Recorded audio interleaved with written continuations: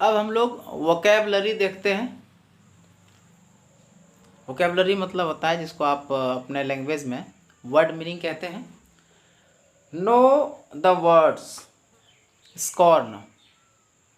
Scorn का जो है सैनोनाइम होता है हेट। सैनोनाइम मतलब पर्यायवाची। हेट मतलब होता है ना नफरत, या नफरत। इसको एक एक करके लिखते जाइए। ब्लेस, ब्लेस के बदले जो है यहाँ वर्ड यूज हुआ है सैनोनाइम इसका ग्लोरीफाई। ब्लेस मतलब होता है दुआ। अडॉर्न, अडॉर्न का जो सैनोनाइम है वो है डेकोरेट। डेकोरेट इसको कहते हैं सजाना या सजावट, ठीक है। सेप्स द सॉल, सॉल मतलब होता है आत्मा, लेकिन यहाँ पर दो वर्ड्स हैं, ठीक है। यहाँ देखिए लिखा है कि कविता में इसका जो मीनिंग हो रहा है अलग हो रहा है, इसलिए ब्रैकेट में लिखा है hair.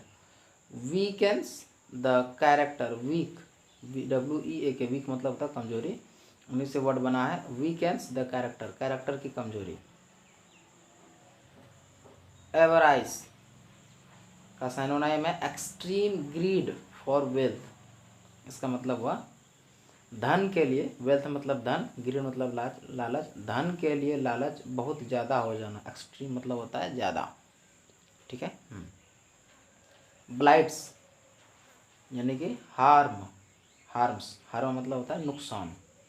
Race, a group of people sharing same culture. कह रहा है कि रेस का मतलब क्या हुआ, लोगों का एक ग्रुप हो जो सेम कल्चर शेयर करते हो, हिस्ट्री, लैंग्वेज, सब चीज़ जो है एक तरह का हो, सेम हो। बॉन्टीज, रिवार्ड्स, गिफ्ट, गिफ्ट मतलब उपहार, रिवार्ड यानी इनाम। रैचेडनेस यानी कि मिसरी या फिर अनहैप्पीनेस। हैप्पी मतलब तो खुशी जान रहा है, उसी से बना हैप्पीनेस, और उसमें लगा दिया गया अन यानी कि खुशी नहीं, यानी कि खुश ना होना, ठीक है। यानी कि जिसको आप उदासी भी कहते हैं, ठीक है, दुखी कह सकते हैं, ठीक है। ओके, अब explore the poem. Answer the following questions with reference to the poem. A world I dream where black or white, whatever race you be, will share the bounties of the earth and every man is free. कह रहा है What do you understand by bounties of the earth? कह रहा है इस line का मतलब क्या समझे, जो लिखा है bounties of the earth, इसका क्या मतलब समझे। तो मतलब आपको बता दिया गया है। बाउंटीज मतलब क्या होता है, गिफ्ट, ठीक है ना, इसको रिवार्ड भी कहते हैं। और कह रहे हैं कि ऐसा दुनिया हो जिसपे लोग अपने अपने उपहारों को एक दूसरे को बांटे, मिलजुल कर रहे। दूसरा है in the above stanza black और white refers. Black and white का मतलब मनी, पैसा, या रेस या कलर, क्या मतलब यहाँ हो रहा है, ठीक है।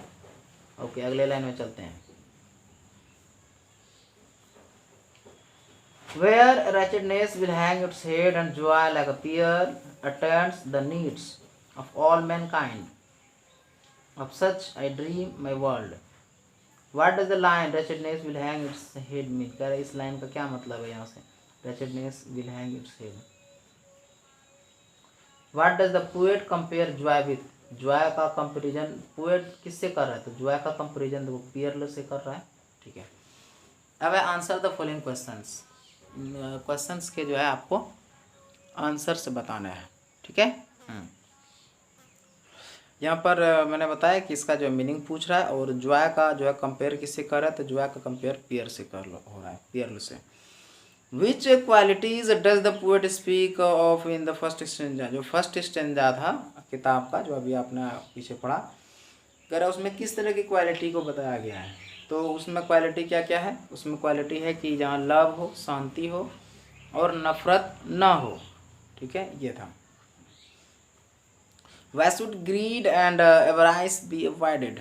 कह रहे कि जो ग्रीड है, जो लालच है और बहुत ज़्यादा लालच है, इन सबको ख़त्म करना चाहिए, अवॉइड करना चाहिए। क्यों करना चाहिए, क्योंकि देखो लालच में क्या होता है, केवल नुकसान होता है, फ़ायदा कुछ नहीं है।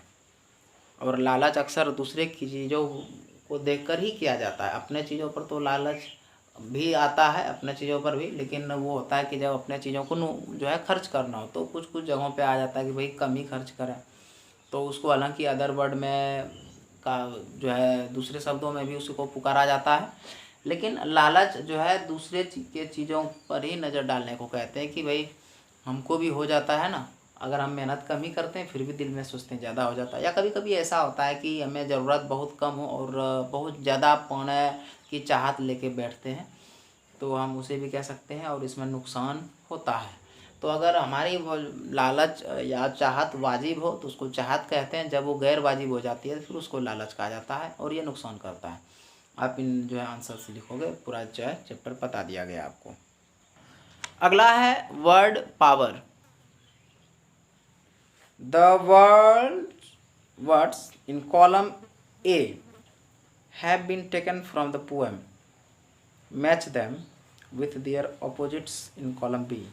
You can take help of a dictionary. कह रहा डिक्शनरी की मदद आप ले सकते हैं, ठीक है।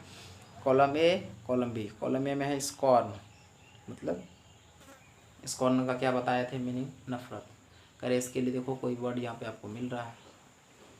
पीस, पीस मतलब शांति। फ्रीडम मतलब आज़ादी। जॉय मतलब खुशी। ग्रीन मतलब लालच। स्वीट मतलब मीठा, अच्छाई, दोनों हो सकता है। ओके, तो अभी इसमें से देखते हैं।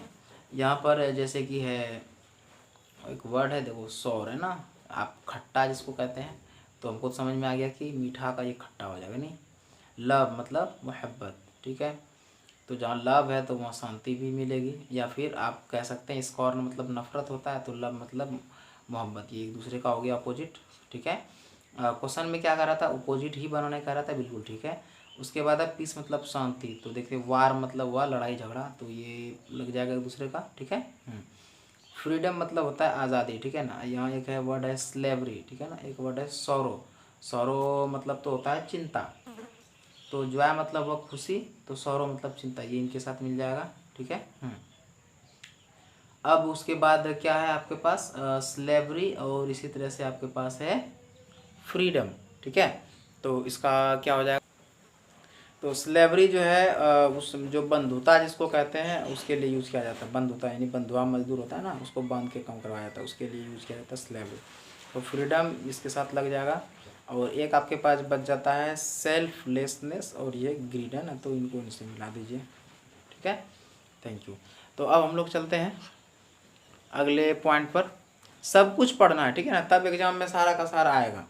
अगर आप केवल क्वेश्चन आंसर्स बनाते हो, बाकी चीज़ों को छोड़ देते हो, तो फिर आपसे कुछ ना कुछ छूट सकता है। Read and speak. List the various words the poet feels can make the world a better place.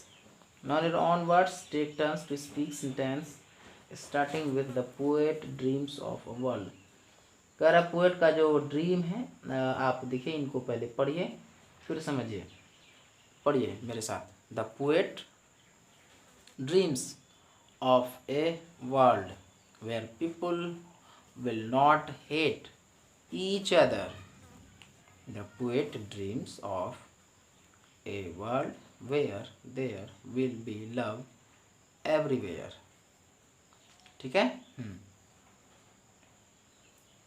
Thank you very much. तो उसके बाद है इमेजिन एंड राइट। कह रहा है कि सोचिए और लिखिए। यहाँ पर देखिए आपको 5 डिफरेंट वर्ड्स आपको दिखाई दे सकते हैं, दिखाई दे रहे होंगे।